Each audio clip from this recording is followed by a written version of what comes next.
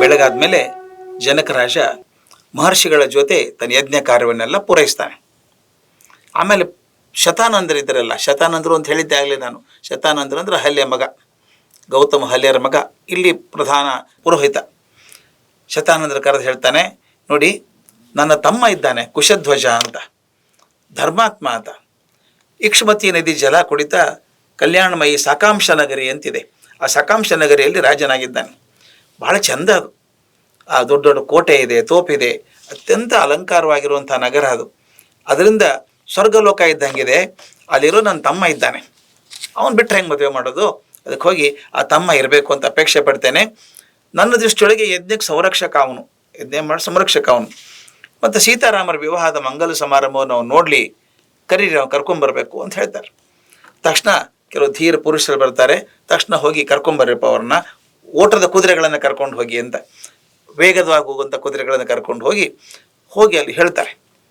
ಸಾಕಾಂಶ ನಗರವನ್ನು ಮುಟ್ಟಿ ಕುಶಧ್ವಜನ ಕಂಡು ಮಿಥಿಲೆಯಲ್ಲಿ ಆಗಿದ್ದ ಸಮಾಚಾರ ಹೇಳಿ, ಜನಕನ ಅಭಿಪ್ರಾಯ ಇದೆ, ನೀವು ತಕ್ಷಣ ಬರಬೇಕಂತೆ.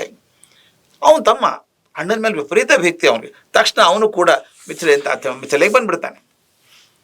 ಜನಕರಾಜನ ಭೇಟಿ ಆಗ್ತಾನೆ. ಶತಾನಂದರು ಎಲ್ಲ ಮಾತಾಡ್ತಾರೆ. ಯೋಗ್ಯವಾದ ಸಿಂಹಾಸನದಲ್ಲಿ ಕೂಡಿಸಿ ಮಂತ್ರಿಪುರ ಶೀಘ್ರವಾಗಿ ಹೋಗಿ ನಮ್ಮ ದಶರಥನ ಕರ್ಕೊಂಬಾಪ, ಈಗ ನಮ್ಮ ತಮ್ಮ ಬಂದಿದ್ದಾನೆ, ತಾವೆಲ್ಲ ಇದ್ದೀರಿ, ಮದುವೆ ಬಗ್ಗೆ ಮಾತಾಡಬೇಕು, ಕರ್ಕೊಂಬ ಅವ್ರನ್ನ ಅಂತ. ತಕ್ಷಣ ದಶರಥ ಬರ್ತಾನೆ. ಅವನು ದಶರಥ ಒಬ್ಬನೇ ಬರಲ್ಲ, ವಶಿಷ್ಠರು, ವಾಮದೇವರು, ಎಲ್ಲ ಮಂತ್ರಿಗಳು ಜೊತೆ ಕರ್ಕೊಂಬರ್ತಾನೆ. ಬಂದು ಈಗ ಹೇಳ್ತಾನೆ, ದಶರಥ ಮಾತಾಡ್ತಾನೆ ಮೊದಲು.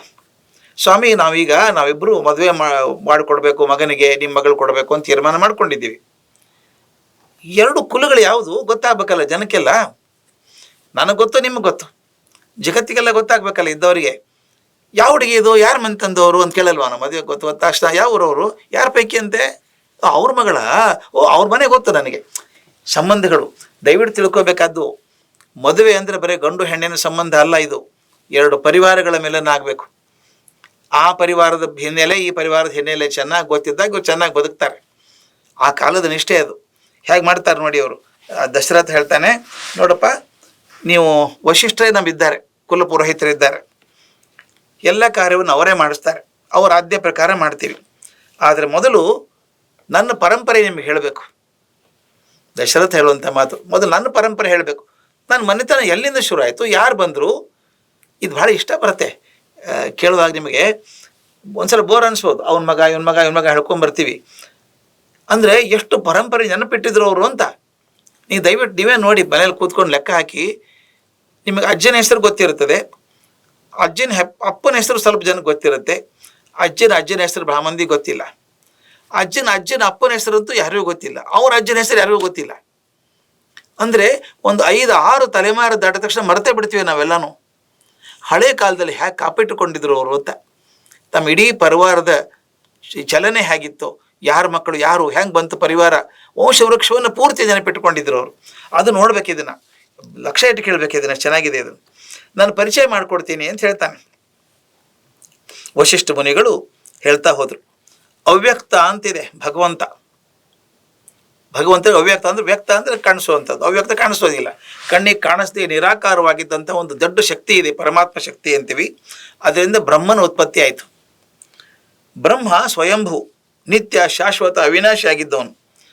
ಬ್ರಹ್ಮನ ಮಗ ಮರೀಚಿಯ ಮಗ ಕಶ್ಯಪನಿಂದ ವಿವಸ್ವಾನ್ ಮತ್ತು ವೈವಸ್ವತ ಅಂತ. ವೈವಸ್ವತ ಮನು ಹುಟ್ಟಿದ. ಮನು ಮೊದಲ ಪ್ರಜಾಪತಿ, ವೈವಸ್ವತ ಮನು ಮೊಟ್ಟ ಮೊದಲನೇ ಪ್ರಜಾಪತಿ. ಅವನಿಗೆ ಇಕ್ಷ್ವಾಕು ಅಂತ ಮಗ ಆದ. ಇಕ್ಷ್ವಾಕು ವಂಶವನ್ನೇ ಈಗ ಹೇಳ್ತಿರೋದು, ನಾವೆಲ್ಲ ಸೇರಿದ್ದು ಇಕ್ಷ್ವಾಕು ವಂಶಕ್ಕೆ ಅಂತ ದಶರಥ ಹೇಳ್ತಾನೆ. ಇಕ್ಷ್ವಾಕು ವಂಶದವರು ನಾವು ಅಂತ. ಅದರಿಂದ ಇಕ್ಷ್ವಾಕುವನ್ನು ಅಯೋಧ್ಯೆಯ ಪ್ರಥಮ ರಾಜ ಅಂತ ತಿಳಿಬೇಕು. ಇಕ್ಷ್ವಾಕುವಿನ ಪುತ್ರ ಕುಕ್ಷಿ, ಮಹಾ ತೇಜಸ್ವಿಯಾದ ಮನುಷ್ಯ. ಕುಕ್ಷಿಯಿಂದ ವಿಕುಕ್ಷಿ ಅಂತ ಮಗ ಆದ, ಅವನು ಮಹಾಶೂರ. ವಿಕುಕ್ಷಿಯ ಪುತ್ರ ಮಹಾ ತೇಜಸ್ವಿ ಮತ್ತು ಪ್ರತಾಪಿ ಬಾಣ ಅನ್ನೋ ಇದ್ದ. ಬಾಣನ ಮಗ ಅನರಣ್ಯ ಅಂತ, ಮಹಾಶೂರ ಅವನು. ಆ ಅನರಣ್ಯನ ಮಗ ಪೃಥು, ಅದರಿಂದ ಪೃಥ್ವಿ ಅಂತ ಬಂದದ ಹೆಸರು. ಪೃಥುವಿನಿಂದ ತ್ರಿಶಂಕು ಹುಟ್ಟಿದ. ತ್ರಿಶಂಕುನ ಪುತ್ರ ಮಹಾಶೂರನಾದಂಥ ದುಂದುಮಾರನಿಂದ ಮಹಾ ತೇಜಸ್ವಿಯಾದ ಮಹಾರಥ ಯೋನಾಶ್ವ ಹುಟ್ಟಿದ. ಯೋನಾಶ್ವನ ಪುತ್ರ ಮಾಂಧಾತ. ಮಾಂಧಾತ ಅಂದರೆ ಇಡೀ ಭೂಮಂಡಲಕ್ಕೆ ರಾಜ್ಞಿ ಆದವನು. ಮಾಂಧಾತ ರೌರೋಂ ದಂಶೋಂಬರೀಷ ಖಗರೋ ಅಂದ್ಬರ್ತದೆ ಎಲ್ಲನೂ. ಅಂದರೆ ಮಾಂಧಾತ ಇಡೀ ಭೂಮಂಡಲಕ್ಕೆ ಚಕ್ರವರ್ತಿಯಾಗಿದ್ದವನು. ಮಾಂಧಾತನಿಂದ ಸುಸಂಧಿ ಅಂತ ಒಬ್ಬ ಮಗ ಹುಟ್ಟಿದ. ಸುಸಂಧಿಗೆ ಧ್ರುವ ಸಂಧಿ ಮತ್ತು ಪ್ರಶೇನಜಿತ್ ಅಂತ ಇಬ್ಬರು ಹುಟ್ಟಿದ್ರು ಮಕ್ಕಳು. ಧ್ರುವ ಸಂಧಿಯಿಂದ ಭರತ ಹುಟ್ಟಿದ. ಭರತನಿಂದ ಮಹಾ ತೇಜಸ್ವಿ ಆದಂಥ ಅಸಿತ ಅನ್ನೋ ಹುಟ್ಟಿದ. ಇಲ್ಲಿ ಮಜಾ ಆಯ್ತು. ಅಸಿತ ಅನ್ನೋ ಹುಟ್ಟಿದ್ದಲ್ಲ, ಅವನು ಚೂರಾಗಿದ್ದ. ಅದು ಒಂದ್ಸಲ ವೈರಿಗಳು ಒಕ್ಕಟ್ಟಾಗ್ಬಿಟ್ರು. ಎಲ್ಲರೂ 3 ಜನ ವೈರಿಗಳು ಸೇರಿಬಿಟ್ರು. ಹೈಹಯ, ತಾಲಜಂಘ ಮತ್ತು ಶಶಬಿಂದು ಅನ್ನುವಂಥ 3 ಪರಾಕ್ರಮಶಾಲಿ ವೈರಿಗಳು ಸೇರಿಬಿಟ್ಟು ಇವ್ರ ಮೇಲೆ ಅಟ್ಯಾಕ್ ಮಾಡಿ ಇವ್ರು ಓಡಿಸ್ಬಿಟ್ರು. ರಾಜ್ಯ ಭ್ರಷ್ಟ ಆಗ್ಬಿಟ್ಟ ಹುಡುಗ. ಮೊಟ್ಟ ಮೊದಲನೇ ಬಾರಿಗೆ ಇಕ್ಷ್ವಾಕು ವಂಶದ ರಾಜ ರಾಷ್ಟ್ರಭ್ರಷ್ಟನಾಗಿ ಹಿಮಾಲಯ ಸೇರ್ಕೊಂಡ್ಬಿಟ್ಟ. ಅವನಿಗಿಬ್ಬರು ಹೆಂಡಂದ್ರು. ಕಾಡಲ್ಲಿ ಸೇರ್ಕೊಂಡ್ಬಿಟ್ಟ ಅವನು. ಸ್ವಲ್ಪ ಸೈನ್ಯ ಇತ್ತು ಅವನ ಕಡೆಯಿಂದ. ಅಲ್ಲೇ ತೀರ್ಕೊಂಡ್ಬಿಟ್ಟ ಅಸಿತ. ಆದರೂ ಅವನಿಬ್ಬರು ಹೆಂಡಂದ್ರು ಗರ್ಭಿಣಿಯಾಗಿದ್ದರು. ಅವಾಗ ಅವರಿಂದಾನೇ ವಂಶ ಮುಂದುವರಿಬೇಕು. ಈ ಅಸೂಯೆ ಹೇಗಿರುತ್ತೆ, ಭಾಳ ತಡ್ಕೊಳಕ್ಕಾಗೋದಿಲ್ಲ. ಅದು ಇಬ್ಬರು ಹೆಣ್ಮಕ್ಳು ಬಸರಿ ಆಗಿದ್ದಾರೆ. ಇಬ್ರಿಗೊಬ್ಬರ ಮೇಲೆ ಒಬ್ಬರು ಕೋಪ, ಒಬ್ಬರಿಗಂತೂ ಜಾಸ್ತಿ ಅದು. ಈಗ ಇಬ್ಬರು ಗಂಡು ಮಕ್ಕಳಾಗ್ಬಿಟ್ರೆ ಯಾರು ರಾಜ ಆಗಬೇಕು? ನನ್ನ ಮಗ ರಾಜ ಆಗಬೇಕು. ಹಾಗಾದ್ರೆ ಆಕೆ ಮಗ ಹುಟ್ಟಬಾರ್ದು ಅಂತ ಹೇಳಿ ಒಬ್ಬಳು ಏನು ಮಾಡಿದ್ಲು, ಇನ್ನೊಬ್ಬಗಳಿಗೆ ವಿಷ ಹಾಕಿಬಿಟ್ಲು ಊಟದೊಳಗೆ. ಆ ವಿಷದ ಊಟ ಮಾಡಿದ್ಲಲ್ಲ ಹೆಂಗಸು, ಕಷ್ಟಪಟ್ಟು ಗೊತ್ತಾಯ್ತಾಗ ವಿಷ ತಿಂದಿದ್ದೀನಿ ಸಾಯ್ತೀನಿ ಅಂತ ಗೊತ್ತಾಯ್ತು. ಆಗ ಆ ಹಿಮಾಲಯದ ಪರ್ವತ ತಪ್ಪಲೊಳಗೆ ಮಹಾಮುನಿ ಚವನರಿದ್ದರು. ತಾವೆಲ್ಲ ಚವನಪ್ರಾಶ ಅಂತ ಕೇಳಿರಬೇಕು. ಚವನ ಮಹಾ ಋಷಿ, ದೇಹವನ್ನು ಗೆದ್ದಂಥವ್ರು, ಯಾವಾಗಲೂ ತಾರುಣ್ಯವನ್ನು ಅಳವಡಿಸ್ಕೊಂಡಂಥವ್ರು, ಅಂಥ ಯೋಗಿಯವರು. ಹಿಮಾಲಯದಲ್ಲಿ ಆಶ್ರಮ ಇತ್ತು. ಈ ರಾಜ ಅಸಿತನ ಹೆಂಡತಿ ವಿಷ ತಿಂದಿದ್ಲಲ್ಲ, ಆಕೆ ಹೆಸರು ಕಾಳಿಂದಿ ಅಂತ. ಬಹಳ ಚೆಲುವೆ, ತುಂಬ ಚೆಂದ ಆಕೆ ನೋಡೋದಕ್ಕೆ. ಆಕೆಗೆ ಗೊತ್ತಾಯಿತು ಚವನರ ಹತ್ತಿರ ಇದ್ದಾರೆ ಅಂತ. ವಿಷ ತಿಂದಂಥ ಹೆಣ್ಮಗಳು ಗರ್ಭಿಣಿ ಹೋಗಿ ಚವನನ ಕಡೆ ಹೋದ್ಲು. ಆ ಚವನ ಕೊಡಿಗೆ ಹೇಳಿದ್ರು, ಹೀಗಾಗಿದೆ ಪರಿಸ್ಥಿತಿಯನ್ನು ಉಳಿಸಿ ನನ್ನ ಅಂತ. ಅವ್ರು ಔಷಧಿ ಕೊಟ್ಟು ಹೇಳಿದರು, ಚಿಂತೆ ಮಾಡಬೇಡ, ನಿನಗೊಬ್ಬ ಮಗ ಹುಟ್ಟುತ್ತಾನೆ. ಮಹಾಪರಾಕ್ರಮಶಾಲಿಯಾದಂಥ ಕಾಂತಿಯುಕ್ತನಾದಂಥ ಬಾಲಕ ಹುಟ್ಟುತ್ತಾನೆ. ಆದರೆ ಅವನ ಒಳಗೆ ವಿಷ ಇದ್ದೇ ಇರುತ್ತೆ, ಸ್ವಲ್ಪ ವಿಷ ಇದ್ದೇ ಇರುತ್ತೆ. ಇನ್ನು ಕೊಟ್ಟಿದ್ದಾರೆ ವಿಷ, ಆ ಮಗುಗೆ ಬರುತ್ತೆ. ಆ ವಿಷಕ್ಕೆ ಗರ ಅಂತಾರೆ ನಮ್ಮಲ್ಲಿ, ಕನ್ನಡದಲ್ಲೂ ಅದೇ, ಸಂಸ್ಕೃತದಲ್ಲಿ ಪದ ಗರ. ಗರ ಹೊಡೆದಂಗೆ ಕೂತಿದ್ದ ನೋಡಂತಾರಲ್ಲ, ಗರ ಅಂದರೆ ವಿಷ. ಅವನು ಗರ ಇರ್ತದೆ ಅಂತ. ಅದರಿಂದ ಮಗ ಹುಡ್ತಾನೆ, ಚಿಂತೆ ಮಾಡಬೇಡ ಅಂತ. ಆ ವಿಧವೆ ರಾಜಕುಮಾರಿ ಕಾಲಿಂದಿ ಪತಿವ್ರತೆ ಆಕೆ.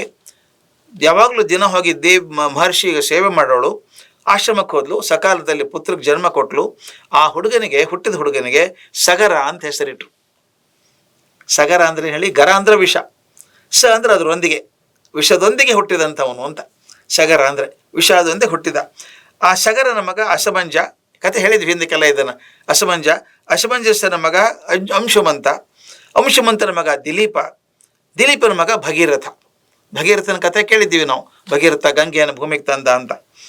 ಭಗೀರಥದಿಂದ ಕಕುತ್ಸನಿಂದ ರಘುವಿನ ಜನ್ಮ ಆಯಿತು. ರಘುವಿಗೆ ಪ್ರವರ್ಧ ಅನ್ನೋ ಮಗ ಹುಟ್ಟಿದ. ಆಮೇಲೆ ಆ ಪ್ರವೃದ್ಧ ಅನ್ನುವಂಥ ಒಳ್ಳೆ ಮನುಷ್ಯ ಅವನು. ಅದು ಶಾಪ ಬಂದ್ಬಿಡುತ್ತೆ ರಾಜಂದು, ಅದು ಋಷಿಗಳ ಶಾಪ ಬಂದ್ಬಿಡುತ್ತೆ ಅವನಿಗೆ. ಅವನು ವಶಿಷ್ಠರ ಮೇಲೆ ಶಾಪ ಕೊಡೋಕೆ ಹೋಗಿದ್ದ, ಕೈಯಲ್ಲಿ ನೀರು ಹಿಡ್ಕೊಂಡು. ಹೆಂತಿದ್ದ ಮದಯಂತಿ ಅಂತ ಹೆಂಡತಿ, ಏನು ಋಷಿಗಳ ಮೇಲೆ ಹಾಕ್ತೀಯ ನೀರು, ಇದನ್ನು ಶಾಪ ಕೊಡ್ತೀಯ, ಬೇಡ ಬಿಟ್ಬಿಡು ಅಂದ್ಲು. ತನ್ನ ಕಾಲ ಮೇಲೆ ಹಾಕ್ಕೊಂಬಿಟ್ಟ ಅದನ್ನು. ಋಷಿಗಳಿಗೆ ಶಾಪ ಕೊಡಬೇಕು ಅಂತ ಹೊಂಟಂಥ ಮನುಷ್ಯ ನೀರು ಹಿಡ್ಕೊಂಡಿದ್ದ. ಅವರು ಶಾಪ ಕೊಟ್ಟರು ಇವನಿಗೆ, ನೀನು ದೇಹ ಇರೋದು ಬೇಡ ಹೋಗು ಅಂತ. ಅದು ಶಾಪ ಕೊಟ್ಟರು. ಇವನು ತನ್ನ ಕಾಲ ಮೇಲೆ ಹಾಕ್ಕೊಂಡ. ಅದು ಕಾಲೆಲ್ಲ ಕಪ್ಪಾಗ್ಬಿಡ್ತು. ಅದು ಕಲ್ಮಾಶಪಾದ ಅಂತ ಹೆಸರು ಅವನಿಗೆ. ಆ ಕಲ್ಮಾಶಪಾದನಿಗೆ ಶಂಖಣ ಅನ್ನೋ ಮಗ ಹುಟ್ಟಿದ. ಶಂಖಣನ ಮಗ ಸುದರ್ಶನನಿಗೆ ಅಗ್ನಿವರ್ಣ ಅಂತ ಹುಟ್ಟಿದ. ಅಗ್ನಿವರ್ಣದಿಂದ ಶಿಶ್ರಗನ ಪುತ್ರ ಮರುವಿನಿಂದ ಪಶುಶ್ರಕನಿಂದ ಅಂಬರೀಷನ ಜನನ. ಅಂಬರೀಷನ ಪುತ್ರ ನಹುಷನಿಂದ ಯಯಾತಿ ಮಗ ನಾಭಾಗನಿಂದ ಅಜಮಹಾರಾಜನ ಮಗನೇ ದಶರಥ. ಈ ಕತೆ ನೆನಪಿರುತ್ತಾ? ಇದು ನಾನು ನೀವು ನೆನಪಿಡಬೇಕು ಅಂತ ಅಪೇಕ್ಷೆ ಪಡಲ್ಲ.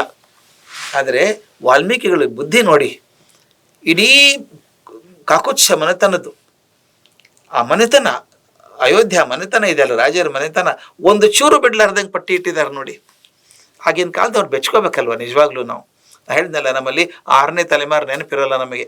ಅಂಥದ್ರೊಳಗೆ ಇಷ್ಟೊಂದು ತಲೆಮಾರುಗಳು ನೆನಪಿಟ್ಕೊಂಡು ಅವ್ರು ಹೇಗೆ ಬಂದರು, ಏನೇನು ಮಾಡಿದರು, ಹೇಗೆ ಸಾಧಿಸಿದರು ಎಲ್ಲ ಇಟ್ಕೊಂಡ್ರು.